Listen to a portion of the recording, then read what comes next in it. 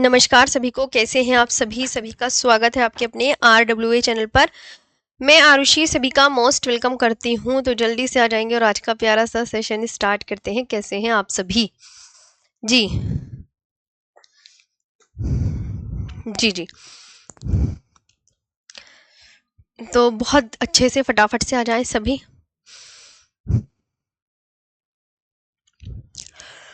तो आप बहुत अच्छे से याद रखेंगे, हमने पढ़ लिया था ट्रांस हिमालय, पढ़ लिया था ये वाला टॉपिक, ये तो हो गया था। मेरी ना मैराथन चल रही थी बच्चा, तो इस वजह से मेरी क्लास नहीं हो पाई। ग्रुप डी की मैराथन थी परसों मेरी, और फिर मेरी एसएससी सीपीओ में मैराथन थी। तो 2 बजे ना 2 क्लासें मेरी इसलिए नहीं हो पाई। मैराथन में तो तुम आए होंगे, तुम्हें किसी ना किसी को तो 101% पता ही होगा कि मैम की मैराथन चल रही है, इस वजह से।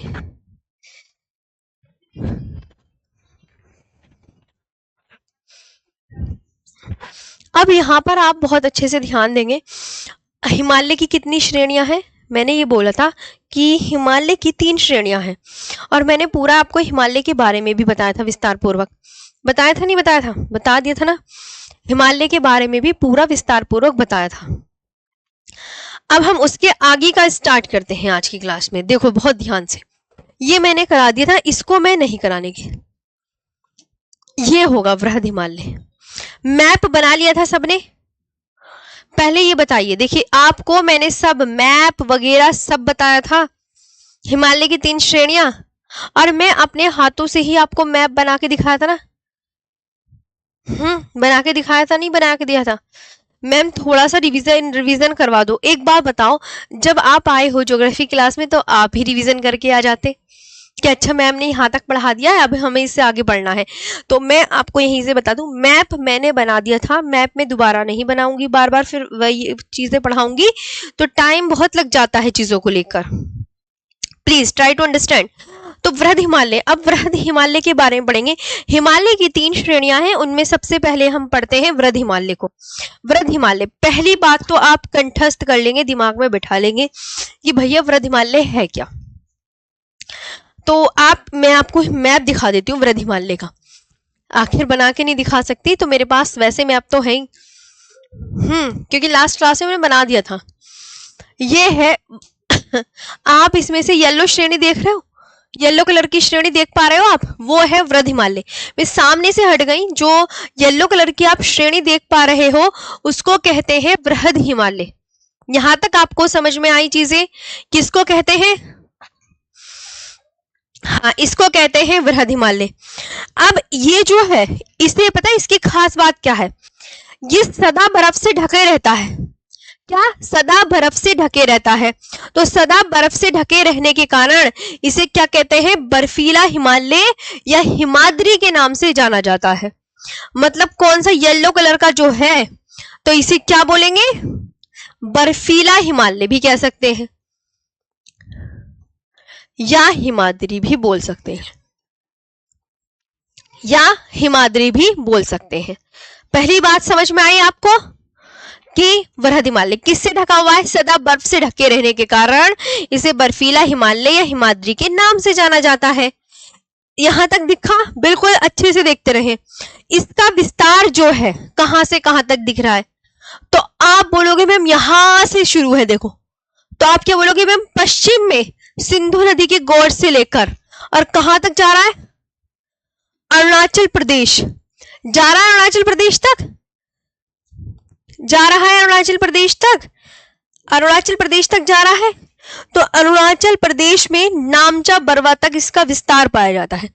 मतलब ऐसे देखो, पश्चिम में सिंधु नदी से लेकर और पूर्व में अरुणाचल प्रदेश में यहां तक फैला हुआ है। अब ये जो है हिमालय की, ये वृहद हिमालय जो है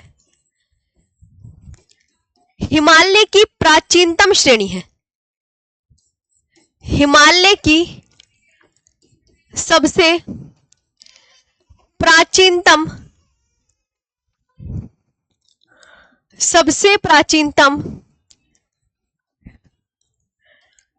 श्रेणी, सबसे प्राचीनतम।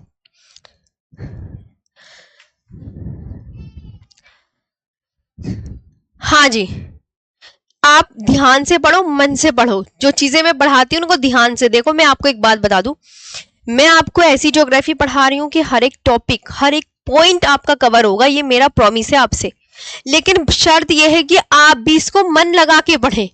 मन लगा के इन द सेंस कि आप अगर कुछ भी अपने आप छोड़ देते हो तो फिर मैम की गलती बता देते हो कि मैम ने तो ये नहीं करवाया, जबकि मैंने सब कुछ A to Z करवाते हुए चल रही हूँ।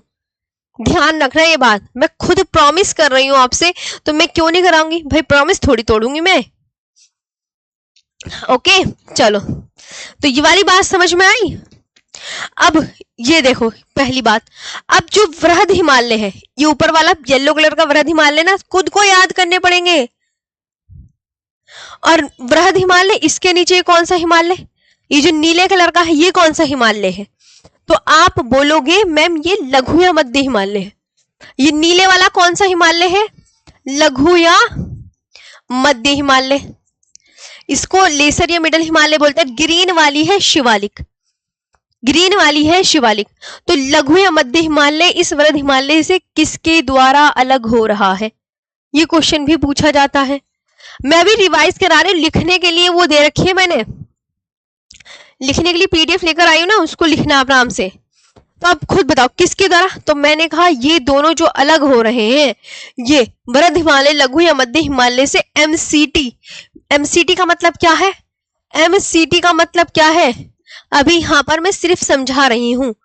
मेन सेंट्रल थ्रस्ट, MCT को पढ़ो भाई, ऐसे छोटे छोटे पॉइंट छोड़ दोगे तुम, मैं बता रही हूँ सीरियसली।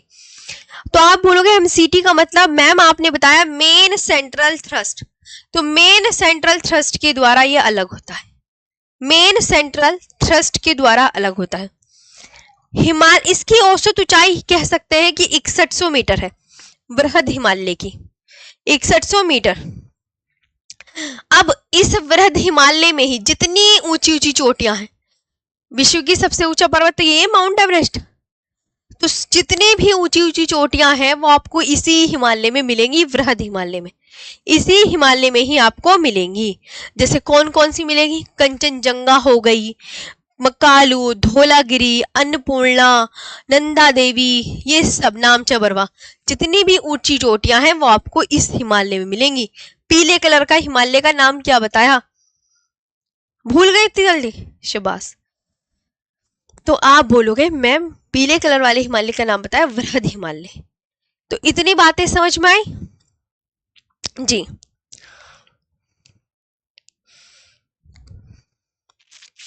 तो अब इसके बारे में मैं लिखवा दूं, यहां तक मैंने एक बार इसको मैंने ऐसे समझाया। अब मैं ये चाहती हूं, क्योंकि किसी किसी को ऐसे समझ नहीं आता, तो अब इसकी थ्योरी देख ली जाए।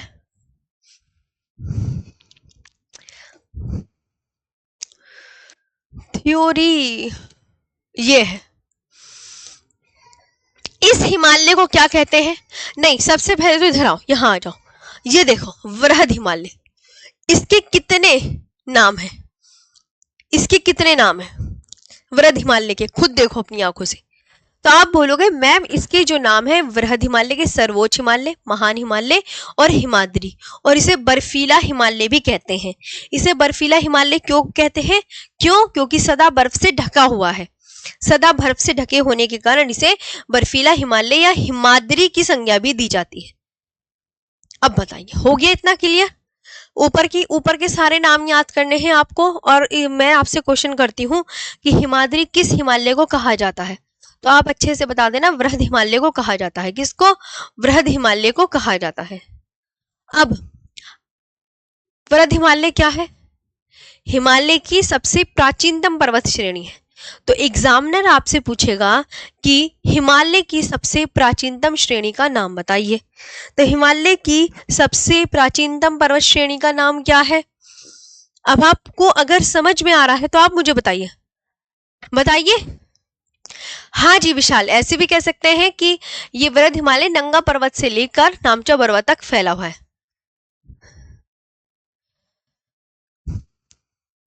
यहां तक आप मुझे बताइए।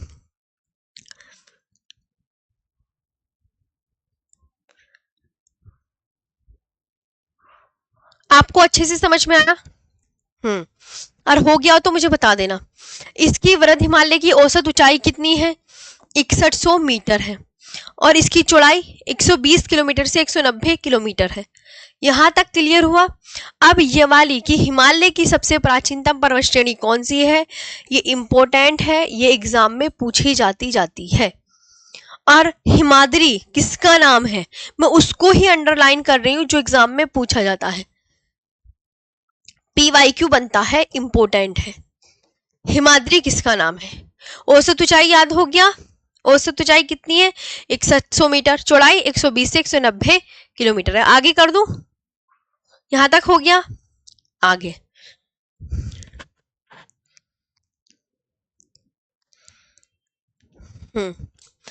अब जो महान हिमालय वो ट्रांस हिमालय से किसके द्वारा अलग होता है, बताइए।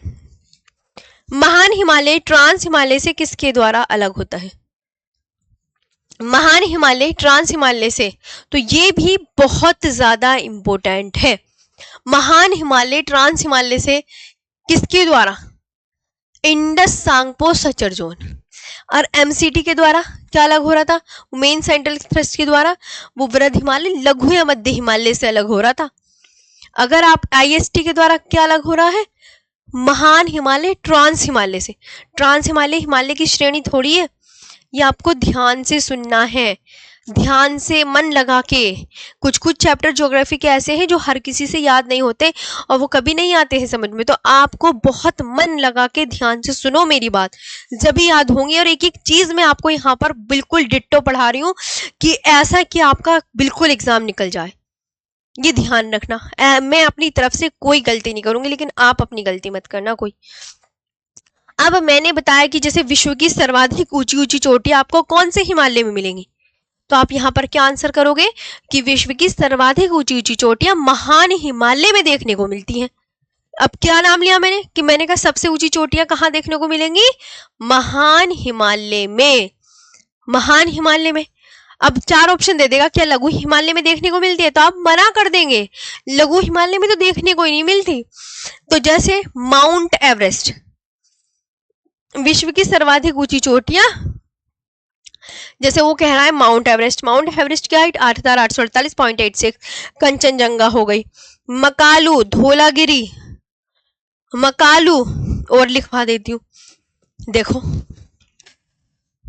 मकालू,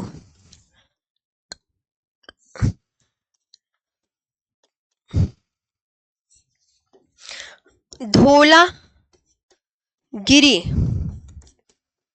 अन्नपूर्णा लिखी हुई है आगे, अन्नपूर्णा, और चीजें मैं ऐड भी कराते चलूंगी, मुझे जो लगता है कि इसमें ऐड करा देना चाहिए। नंदा देवी, कामेत और नामचा परवा, सही है।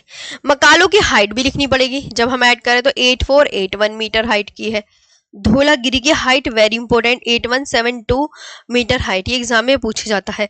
अन्नपूर्णा 8078 मीटर हाइट की, और इनकी तो लिखी हुई है। तो इस तरीके की जितनी भी ऊंची ऊंची चोटियां हैं, मकालू पर्वत, धौलागिरी पर्वत, अन्नपूर्णा पर्वत, तो आपको कौन से हिमालय में मिलेगा?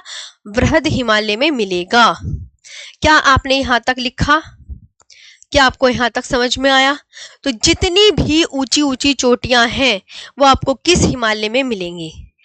आदित्य कुमार जी, आप एक बात बताऊं, अगर PDF से आप नहीं पढ़ोगे ना, कितनी मिनट हो गए, जरा दिमाग से देखो मेरे प्यारे भाई, 16 मिनट हो गई है, और अभी जरा सी 5-6 लाइनें पढ़ाई हैं मैंने, 5-6 लाइनें, यकीन मानो अगर मैं इन्हें लिखने बैठ गई ना तो 6 महीने तक कोर्स कंप्लीट नहीं होगा, और तुम मेरे बाद 2 टीचर की क्लास और है।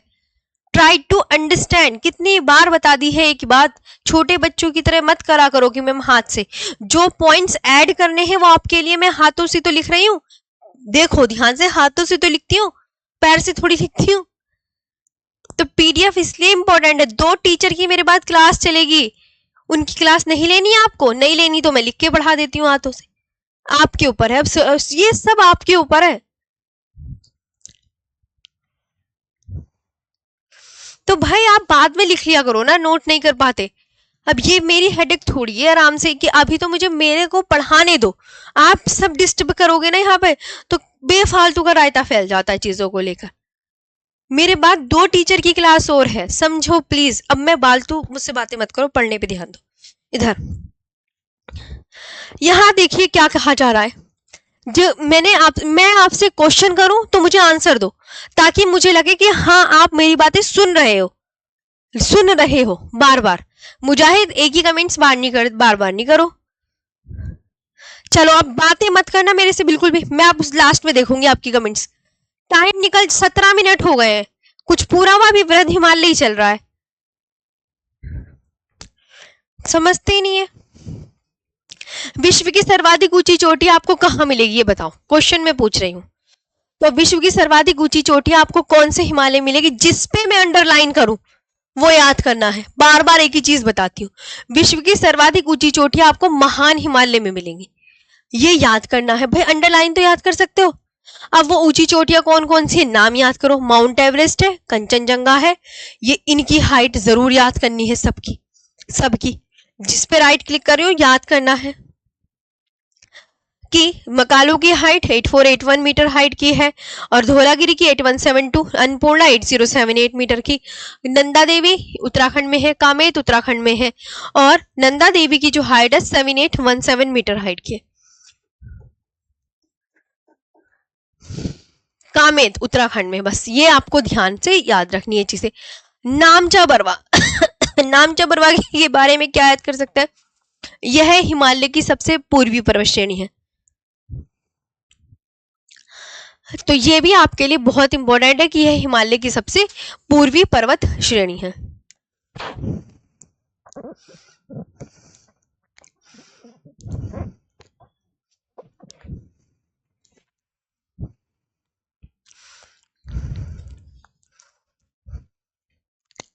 हो गया। अब एक इंपॉर्टेंट पॉइंट्स में और आपको ऐड करूंगी, जो पॉइंट्स ऐड करना है वो ध्यान से देखें। वृहद हिमालय को काटकर बहने वाली नदियां, वृहद हिमालय को काटकर बहने वाली नदियां कौन कौन सी हैं। कल को इस माइक को भी ठीक कराती हूँ, आप मुझे थोड़ा टाइम दो, मुझे ये लगता है माइक ही खराब है मेरा। चिंता मत करो, इसे कल सुबह या अभी क्लास हो जाती है ना, मैं अभी पूछ लेती हूँ क्या गड़बड़ है। हाँ जी, तो वृहद हिमालय को काटकर बहने वाली नदियां कौन कौन सी हैं, सिंधु ब्रह्मपुत्र, सिंधु व ब्रह्मपुत्र है, वह क्या है ब्रह्मपुत्र है। जो पूर्ववर्ती नदियों का, जो पूर्ववर्ती नदियों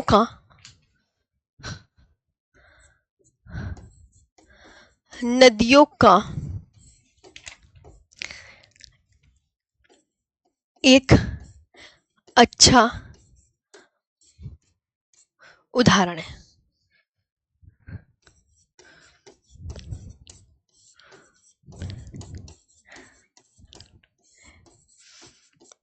ये याद करनी है, ये आपको याद करनी है बहुत अच्छा से।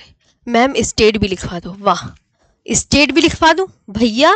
Makalu, Dhaulagiri, Annapurna, Manaslu, Mount Everest, Mount Cho Oyu, ये सब नेपाल में है। ये सब इनके स्टेट नहीं लिखते, ये नेपाल में है, ये भी नेपाल में, ये सब आगे मिलेगा नेपाल में। कंचनजंगा नेपाल प्लस सिक्किम के बॉर्डर पर,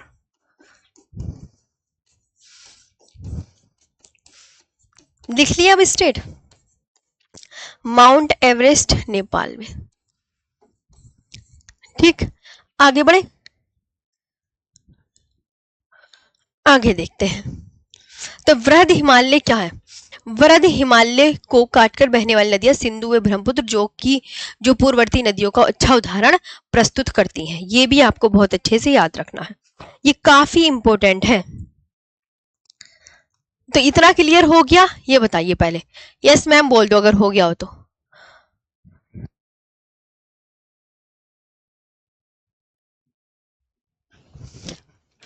अब कुछ बच्चे कहेंगे मैम ये पूर्ववर्ती नदियां क्या होती हैं, तो उनके बारे में पढ़ते हैं। अब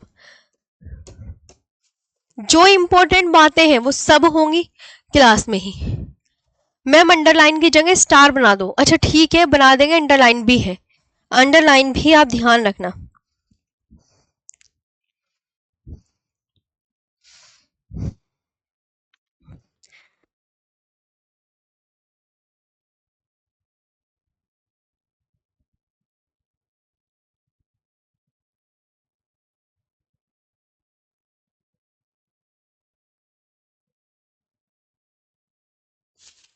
तो आप बोलोगे मैम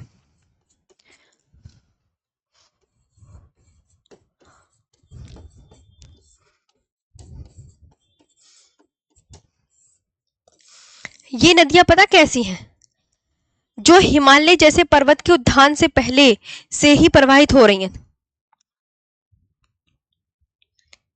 जो क्या है इसकी डेफिनेशन, एंटीसीडेंट रिवर बोलते हैं इन्हें, क्या बोलते हैं, एंटीसीडेंट रिवर, एंटीसीडेंट रिवर। तो वे नदियां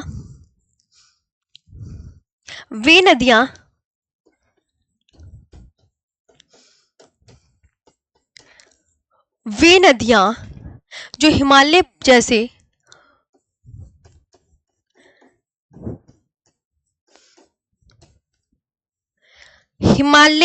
जैसे पर्वतों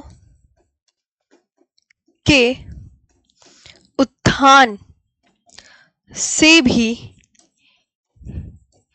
पहले बह रही हूं,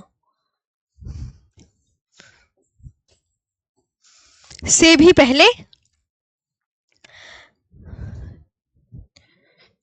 से प्रवाहित हो रही थी,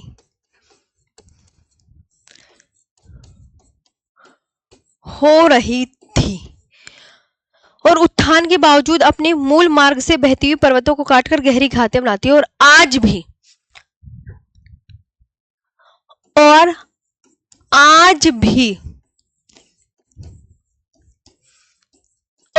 भी उसी स्थान पर बह रही हैं। उन्होंने चाहे पहाड़ों को काट लिया और आज भी उसी मार्ग से बहती हुई, और आज भी पर्वतों को काटकर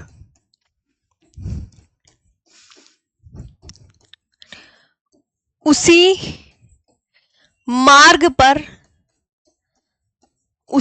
पर बह रही हैं,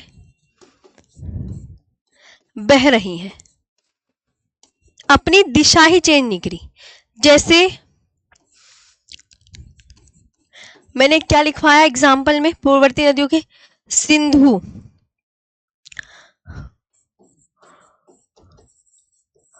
सतलज व ब्रह्मपुत्र, ये है। अब मेरी बात आप सब साथी सब ध्यान से सुनेंगे। मैंने आपको क्या सिखाया, पूर्ववर्ती नदियों को इंग्लिश में बोलते हैं एंटीसीडेंट रिवर। एंटीसीडेंट रिवर वो होती हैं कि हिमालय का तब जन्म भी नहीं हुआ था, हिमालय के जन्म से भी पहले ही बह रही हैं, हिमालय के जन्म से पहले ही बह रही हैं, और आज भी। लेकिन ये आज भी क्या, आज भी बह रही है? मैंने कहा यस, ये आज भी बह रही हैं। क्या जब ये हिमालय से पहले की नदियां हैं तो क्या इन्होंने अपना दिशा चेंज कर ली? तो आप बोलोगे दिशा तो चेंज ही नहीं करी, जैसे ये हिमालय के जन्म स्थान से पहले बह रही थी ना, आज भी ये उसी दिशा में ही बह रही है, चाहे ये पर्वतों को काट कर बहे, लेकिन ये उसी मार्ग में बह रही है। एंटीसीडेंट रिवर अपना मार्ग परिवर्तित नहीं करती है, जो ये करोड़ों वर्ष पहले जिस मार्ग से बह रही थी आज भी उसी मार्ग से बह रही है। अब यहां तक क्लियर? ये बताओ, अब यहां तक क्लियर हुआ? हिमालय के उत्थान, हिमालय उत्थान का मतलब होता है उसकी हिमालय के जन्म से पहले, हिमालय के जन्म से पहले लिख लो। हिमालय के उत्थान का मतलब होता है हिमालय के जन्म से पहले भी से ही प्रवाहित हो रही है, हिमालय के जन्म से पहले ही प्रवाहित हो रही है। हो गया? अजय कुमार मैम इन्हें मैप में दिखाओ। अरे मेरे प्यारे भाई कुछ रहम कर लो, जब नदियां पढ़ेंगे ना तब मैप में दिखा दूंगी। एक ही क्लास में इतनी जल्दी बातें नहीं करते हैं, थोड़ा अपने आप को सब्र रखो। हो गया? तो इसे बोलते हैं एंटीसीडेंट रिवर इंग्लिश में।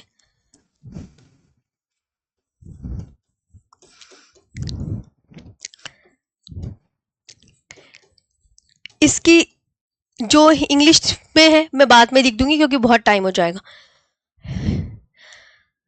चलिए तो ये बात हो गई, निपट गई। एंटीसीडेंट रिवर हिमालय के जन्म से पहले, समझे? उत्थान का मतलब जन्म से पहले। आई समझ में? बात ध्यान से सुननी है। अब बात करते हैं नेक्स्ट। तो ये तो हो गई पूरा लघु या मध्य हिमालय। क्या आप लघु या मध्य हिमालय श्रेणी को जानते हैं? हाँ। क्या आप लघु या मध्य हिमालय श्रेणी को जानते हो? देखो मैं बता दूं।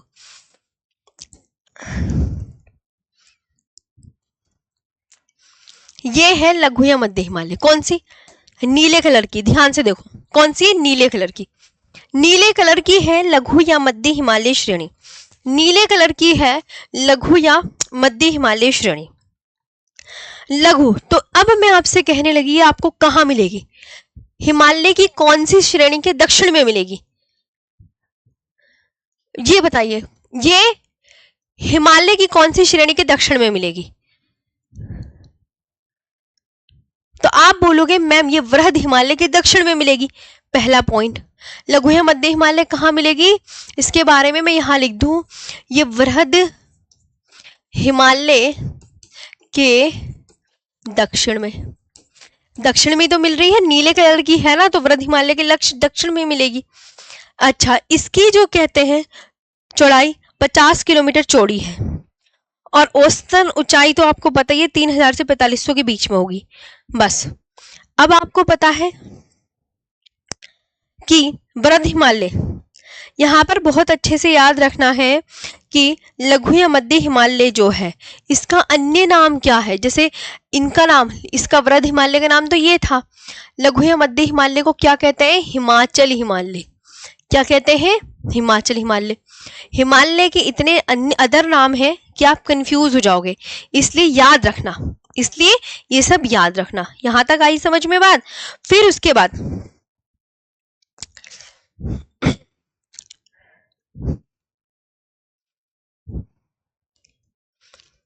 बताओ, यहां तक हो गया?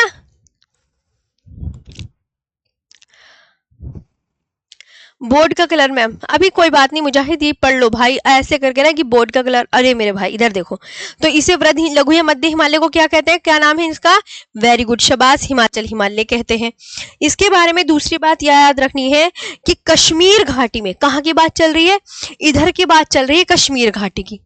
तो कश्मीर घाटी यही तो होगी, कश्मीर घाटी ये है ना।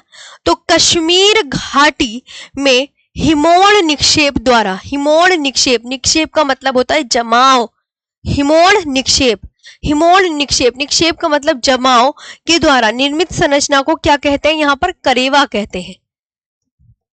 करेवा, करेवा की आकृति कैसे बनती है?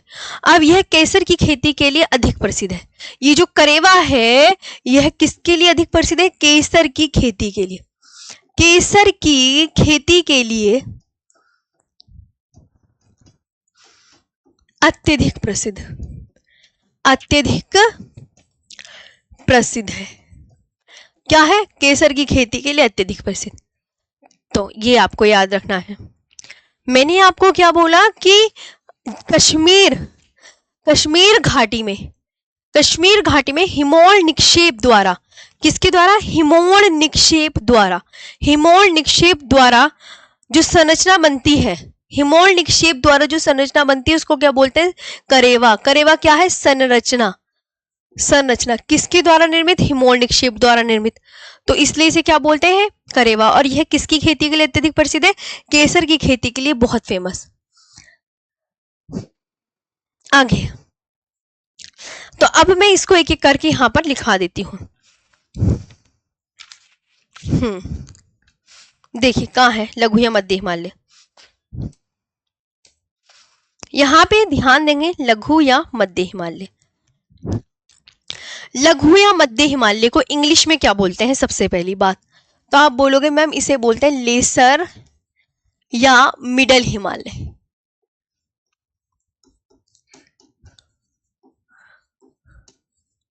क्या बोलते हैं? लेसर या मिडल हिमालय।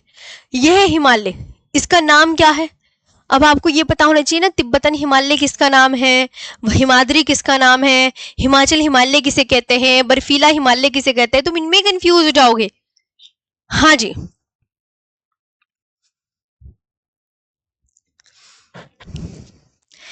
मुक्ता मेरी प्यारी बहन आ जाओ। हाँ टाइम ज्यादा हो जाता ना फिर। इसे क्या कहते हैं? यहाँ देखिए तो वेरी इंपॉर्टेंट, इसे हिमाचल हिमालय के नाम से जाना जाता है। इसे Himachal Himalaya, this is known as Himachal Himalaya. महान हिमालय लघु या मध्य हिमालय से किसके द्वारा अलग हो रहा है? एक ये है, एक ये है, ये आपका लघु या मध्य हिमालय है, लघु या मध्य हिमालय। और नीचे वाला है आपका शिवालिक, नीचे वाला है आपका शिवालिक। तो ये किसके द्वारा अलग होता है? तो आप यहां पर क्या लिखेंगे? Main central thrust, main central thrust अलग होता है। ये देखो ऊपर वही लिखा होगा। महान हिमालय, जो महान हिमालय ये आप देख रहे हैं ना, हाँ महान हिमालय, नहीं नहीं मैंने हिमालय गलत लिख दिए हैं थोड़े। ये तो है main boundary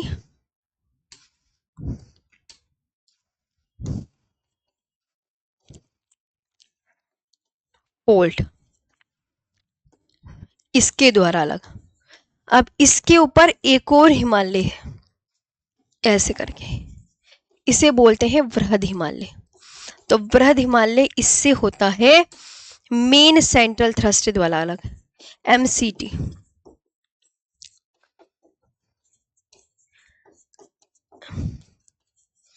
main central thrust द्वारा अलग होता है। ये आपको बहुत अच्छे से याद रखना है। हो गया, ये तीन मैंने आपको यहाँ पे ना तीनों ही बता दिए। हिमालय की तीन श्रेणियां ना, वृहद हिमालय, लघु या मध्य हिमालय और शिवालिक। तो वृहद हिमालय लघु या मध्य हिमालय से किसके द्वारा अलग होता है? इसे ना एमसीटी भी बोलते हैं, एमसीटी। और इसे लघु या मध्य हिमालय शिवालिक हिमालय से किसके द्वारा अलग होता है? इसे एमबीटी बोलते हैं। एमबीटी, एमसीटी और इंडस सांगपो सचर जोन, एक वो याद करना है, कर लोगे?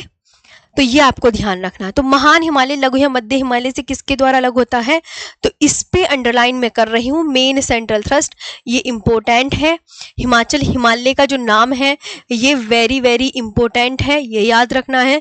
The greater Himalaya is separated from the lesser और middle Himalaya by the main central thrust. आगे चले, मतलब ये इसके द्वारा अलग होता है, एक बाउंड्री है ये, कि जैसे इंडिया और पाकिस्तान के बीच में कौन सी रेखा है? Red Cliff. इंडिया और इंडिया, पाकिस्तान और अफगानिस्तान के बीच में डूरंड रेखा है। इंडिया और चाइना के बीच में मैकमोहन। तो ये इसलिए ऐसे अलग हो गई है इससे, ताकि हिमालय फिर आपस में मिल भी तो जाएंगे ना। चलिए ये वाली बात। अब इसकी चौड़ाई पे बात कर लें। इसकी लेसर या मिडिल हिमालय की चौड़ाई कितनी है? तो चौड़ाई आप बोलोगे मैम 60 से 80 किलोमीटर है। और इसकी जो औसत ऊंचाई है हर बुक में अलग अलग मिलेगी, तो टेंशन नहीं लेना है।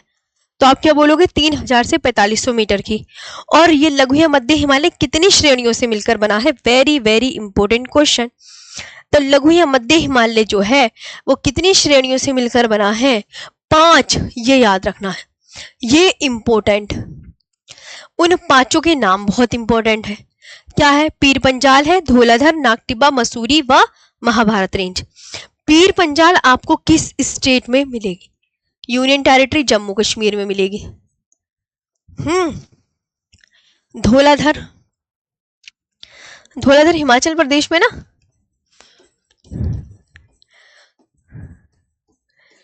हिमाचल प्रदेश में। नागटिब्बा उत्तराखंड में। मसूरी उत्तराखंड में। और महाभारत रेंज नेपाल में। तो ये भी आपका कंठस्थ हो जाना चाहिए। आगे चलते हैं। एक नोट करके और लिखेंगे सभी साथी। हो गया यहां तक? यहां तक हो गया। अब एक तो लघु या मध्य हिमालय कितनी श्रेणी से मिलकर बनता है? 5। ये वेरी इंपॉर्टेंट लाइन है जो कि आपको याद रखना है। लघु या मध्य हिमालय जो है, इसे लघु या मध्य हिमालय को क्या बोलते हैं कि लेसर या मिडल हिमालय बोलते हैं।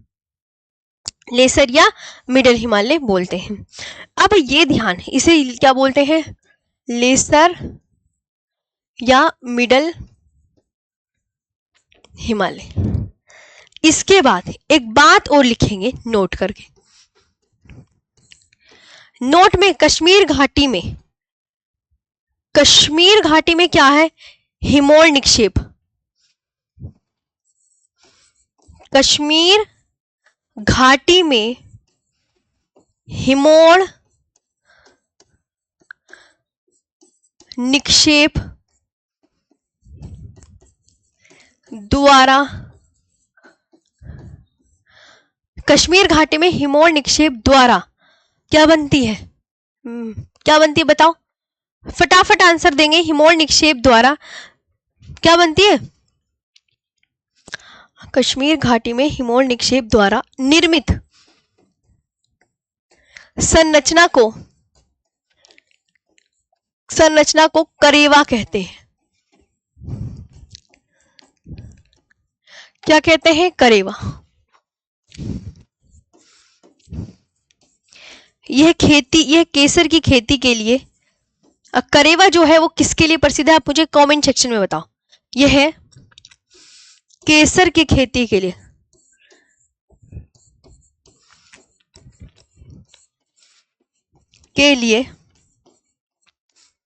प्रसिद्ध है। ये क्या है? केसर की खेती के लिए प्रसिद्ध। आया समझ?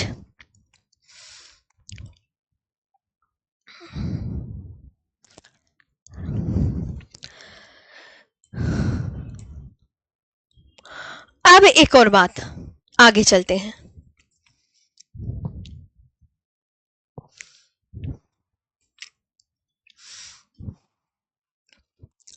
तो ये श्रेणियां मैंने आपको बता दी थी, ये देखो श्रेणी बता दी थी ना। अब ये ध्यान दो, पीर पंजाल श्रेणी जो है इसके बारे में ये इंपॉर्टेंट बात है। क्या लिखी हुई है खुद पढ़ो अपने आप, ये वेरी इंपॉर्टेंट, वेरी इंपॉर्टेंट में मैंने ये कहा था स्टार बना दिया करूंगी।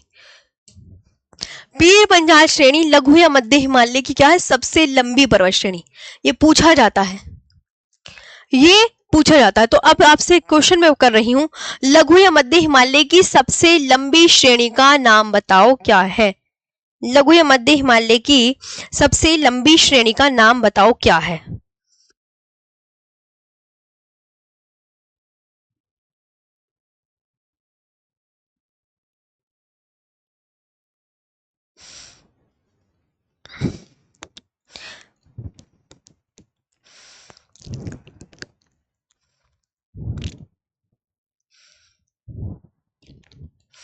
अब कुछ बच्चे कहते हैं मैम हिमोल निक्षेप क्या होता है? अच्छा, हिमोल निक्षेप क्या होता है? ठीक है, हिमोल निक्षेप, यहाँ पे कुछ बच्चे कह रहे हैं मैम इसका मीनिंग बता दो। हिमोल निक्षेप जो होता है, ग्लेशियर देखे? हिम इज ग्लेशियर, ग्लेशियर देखा है? तो ग्लेशियर द्वारा बहाकर लाए गए चट्टानी मलबों के ढेर, ग्लेशियर द्वारा बहाकर लाए गए, बर्फ यानी ग्लेशियर द्वारा बहाकर लाए गए चट्टानी मलबों के ढेर होते हैं जो हिमनद के पिघलने से घाटी में जमा हो जाते हैं, जो हिमनद के पिघलने से घाटी में जमा हो जाते हैं, ये होते हैं हिमोल। हिम का नाम तो आ ही रहा है, हिम माने क्या होता है? बर्फ। तो बर्फ क्या होती है? ग्लेशियर। तो ग्लेशियर द्वारा बहाकर लाए गए चट्टानी मलबे, अब ये जो चट्टानी मलबे हैं कहाँ रुक जाते हैं? घाटी में आकर रुक जाते हैं। हिमनद के पिघलने से घाटी में जमा हो जाते हैं। जब ग्लेशियर पिघलेगा तो ये जमा तो हो ही जाएंगे ना, इन्हीं को बोलते हैं हिमोल निक्षेप, यानी बर्फ का जमाव, बर्फ की चट्टान। ठीक है,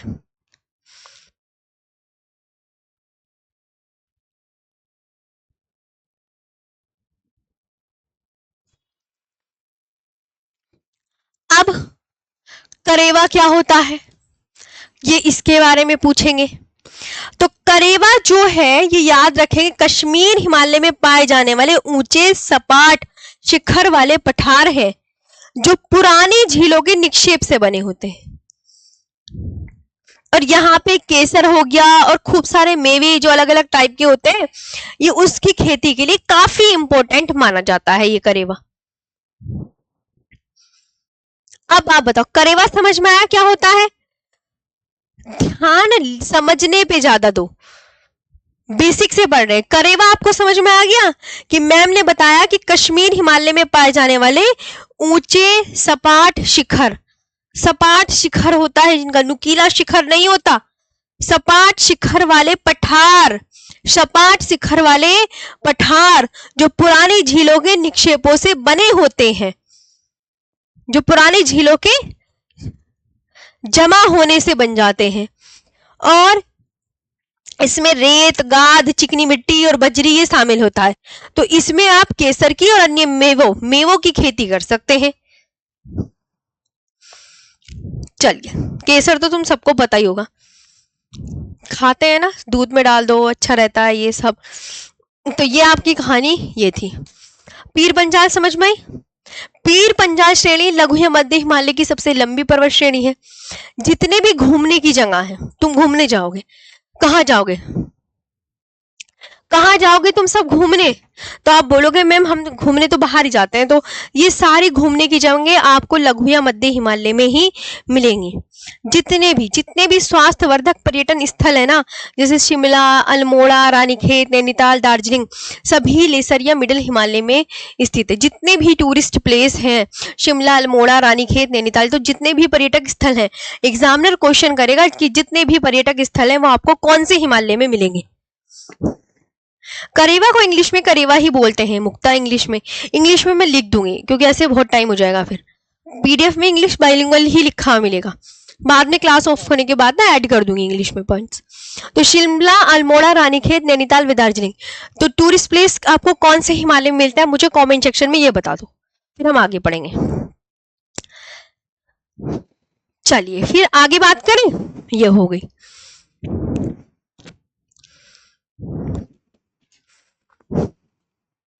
तो पीर पंजाल श्रेणी क्या है? लघु या मध्य। अब एग्जामिनर क्वेश्चन करेगा, मैं क्वेश्चन भी तो पूछ रही हूँ तुमसे कि लघु या मध्य हिमालय की सबसे लंबी श्रेणी कौन सी?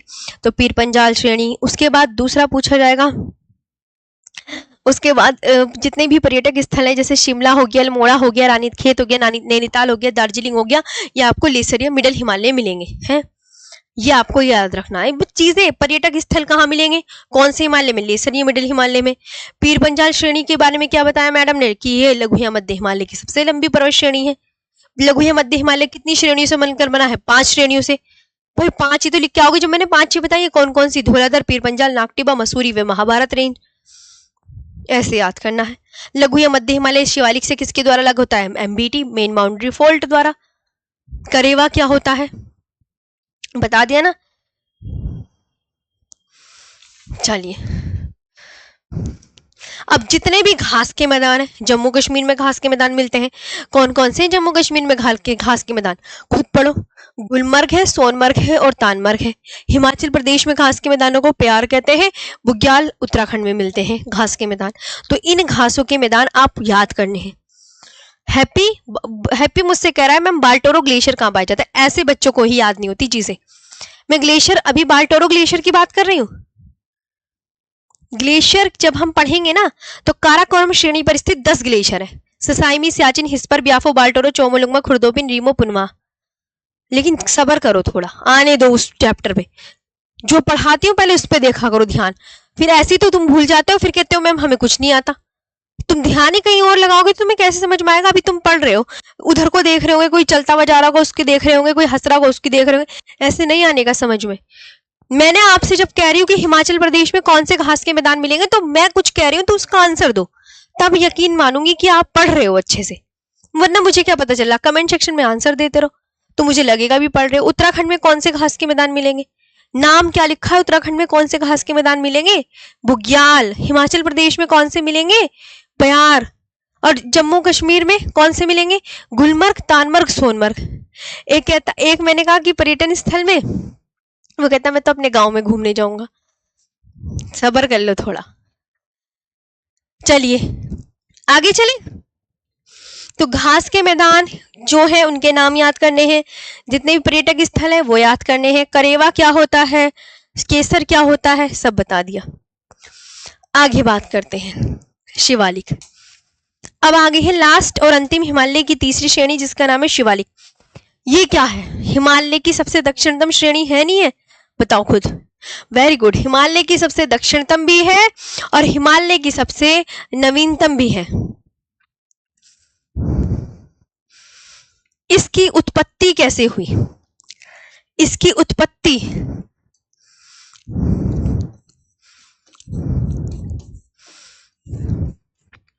तो आप बोलोगे हिमालय पर्वत से निकलने वाली नदियों द्वारा लाए गए। हिमालय पर्वत से निकलने वाली नदियों द्वारा लाए गए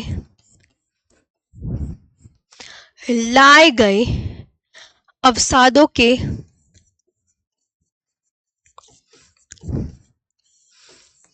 निक्षेपण एवं उनमें वलन पड़ने से शिवालिक की उत्पत्ति हुई। शिवालिक की उत्पत्ति हुई। यह आपको याद रखना है कि इसकी उत्पत्ति कैसे हुई। इसकी औसत ऊंचाई यहीं पे लिख देते हैं।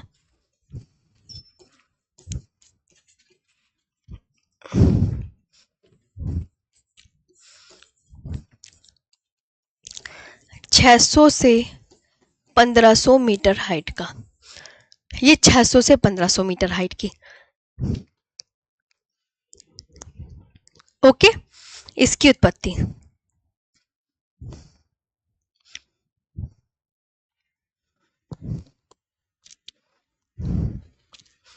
इसका विस्तार तो यहां तक हो गया। शिवालिक के निचले भाग को क्या कहते हैं?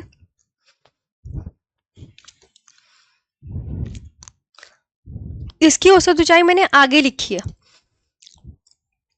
आगे लिखी है। देखो 600 से 1200 होगी, कहीं 1500 मिलेगी, कहीं कुछ मिलेगी। वलन का मतलब है मोड़, मोड़ पड़ गए रोहित कुमार। तो लघु या मध्य हिमालय शिवालिक हिमालय से किसके द्वारा अलग होता है? ये भी आपको याद है, मेन बाउंड्री फोल्ड। तो ये भी आपके लिए स्टार बनेगा, ये एक इंपॉर्टेंट है। निम्न हिमालय शिवालिक हिमालय के बीच स्थित घाटी को क्या कहा जाता है? दून। तो जिस पे स्टार लगाया है वो आपका मोस्ट इंपॉर्टेंट है, ये भी आपको बहुत अच्छे से याद रखना है। तो जैसे देहरादून, जैसे देहरादून। इसके बाद दूसरी चीज याद रखेंगे कि हिमालय, ये लिखवा दिया मैंने।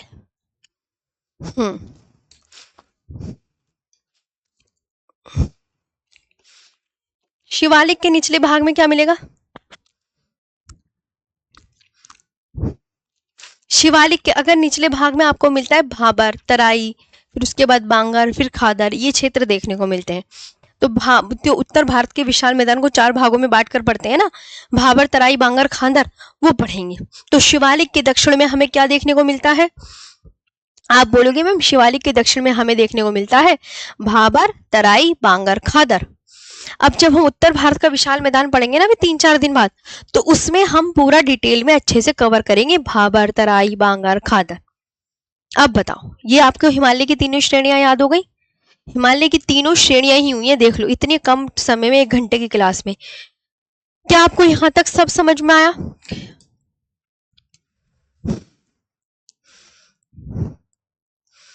बताओ, हिमालय पर्वत से निकलने वाली नदियों द्वारा लाए गए अवसाद माने क्या होता है? अवसाद पता है तुम्हें क्या होता है? अवसाद होता है कि नदियां अपने साथ क्या बहा कर लाती है? कंकड़, मिट्टी, रेत, पत्थर, अवसाद। तो कंकड़, मिट्टी, रेत, पत्थर को ही अवसाद बोलते हैं। अवसाद को इंग्लिश में बोलते हैं डिपॉजिट्स। तो ये जो है डिपॉजिट्स जो नदियां बहाकर ला रही हैं वो जमा हो जाते हैं। तो निक्षेपण का मतलब होता है जमाव, एवं उनमें वलन, वलन यानी कि मोड़ पड़ गए, मोड़ पड़ गए, मोड़। तो मोड़ पड़ने से ही शिवालिक की क्या हुई है? उत्पत्ति हुई है। मोड़ पड़ने से ही क्या हुई है? शिवालिक की उत्पत्ति। अब हम पढ़ेंगे, तो ये हिमालय की तीनों श्रेणियां पूरी कंप्लीट हो गई है। हिमालय की तीनों श्रेणियां कंप्लीट हो गई हैं। आगे चले, आराम से देख लो। पहले ये लिख लिया था, इससे आगे करो। बताओ,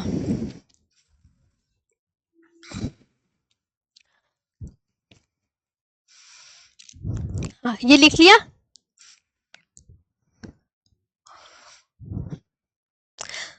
आगे चले,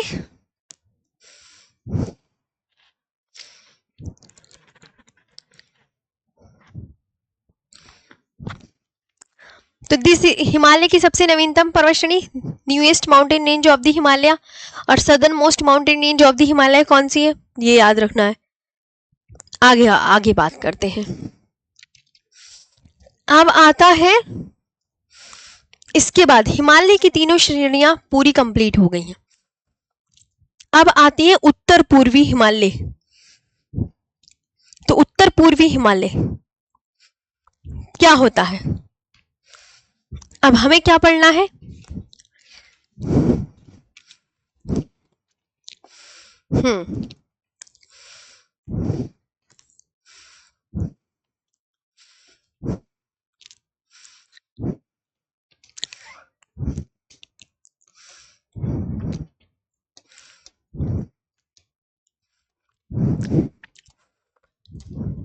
अब डालें उत्तर पूर्वी हिमालय।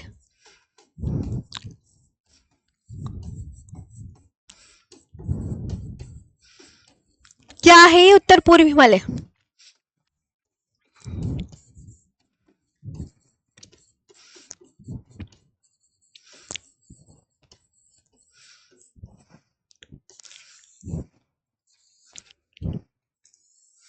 क्या है नॉर्थ ईस्ट हिमालय? ये बताओ, बताओ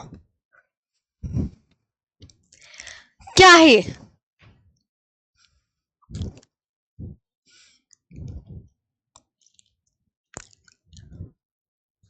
मैम बायोलॉजी की क्लास का टाइम हो गया है। चलो तो आप कल पढ़ाएंगे। मतलब उत्तर पूर्वी हिमालय होता क्या है इसके बारे में बताऊं या कल ही बताऊं? ये बताइए। यहां तक आपको हिमालय की तीनों श्रेणियां याद हुई? अच्छे से याद कर लेना पूरा। तो ये याद रखना है। अब जो हिमालय की जो श्रेणियां हैं वो आपकी पूरी कंप्लीट हो गई हैं। इसके बाद आपको ध्यान रखना है उत्तर पूर्वी हिमालय, जिसे बोलते हैं northern Himalaya. Northern Himalaya, north east Himalaya भी बोल सकते हैं, नर्दर्न हिमालय भी बोल सकते हैं। तो ये क्या होता है? तो आपको सबको पता है कि ये जो है हिमालय आपको कहाँ मिलेगा? ये पूरा मैप हम जब बनाते हैं ना हिमालय, ये तो आप बहुत अच्छे से ध्यान रखना। ये एक बार सही से मैप जो बना दूं, जल्दी क्या करनी, कम से कम कुछ तो याद रह गई जब कल आओगे पढ़ने। तो अब पता है मैं इस हिमालय में किसके बारे में पढ़ाऊंगी? यहां हम पढ़ेंगे इसके बारे में। ये इसके बारे में पढ़ना है अब हमें, इस हिमालय, इसके बारे में। ये है उत्तर पूर्वी हिमालय। ये है उत्तर पूर्वी हिमालय। इसमें हम हिमालय की जितनी पहाड़ियां हैं, यहाँ कौन कौन सी पहाड़ियां मौजूद हैं, ये सब कवर करेंगे। पहाड़ियां कौन सी है, दर्रों की क्लास में दर्रे, ये आपको याद रखना है। चलिए, कि यहाँ पे कि हिमालय की कितनी श्रेणियों को कितने नामों से जाना जाता है, ये सब कवर करेंगे। तो अब मैं यहाँ पे कल कराऊंगी। ये है उत्तर पूर्वी हिमालय, इसकी यहाँ की जितनी भी पहाड़ियां हैं वो हम इसमें करेंगे। ओके, चलिए आज के लिए इतना ही। अब हम कल मिलेंगे। Thank you so much. याद कर लेना सब सारा जितना भी बताया है। तो आया समझ? कोई दिक्कत? अवसाद मतलब क्या होता है? आप मुझसे कमेंट सेक्शन में 1 मिनट कुछ डाउट भी पूछ सकते हैं। अवसाद मैंने बोला ना कि नदियां अपने साथ कंकड़, मिट्टी, रेत, पत्थर ये सब बहा कर लाती हैं। अब जब आपको पता है बाढ़ आती है तो बाढ़ के पीछे नदियां कितना सारा सामान बहा कर लाती है। अब वो कहीं ना कहीं तो इकट्ठा होगा, तो उनको ही अवसाद बोलते हैं, वही डिपॉजिट्स हैं। अब वो डिपॉजिट्स ही तो जमा हो जाते हैं, फिर अवसाद को इंग्लिश में डिपॉजिट्स बोलते हैं। चलिए आज के लिए इतना ही। और कुछ स्माइल कर दो फटाफट, अजय सेशन अच्छा लगा हो तो। हाँ जी, समझ आया? आराम से बहुत अच्छे से पढ़ो। मैं आपको एक बात कहना चाहूंगी, कोई कुछ टॉपिक बहुत हार्ड होते हैं, उन्हें ध्यान से सुनना होता है, समझे? गूगल इमेज से ही हर एक चीज समझाती हूँ। ओके, थैंक यू, शाबाश।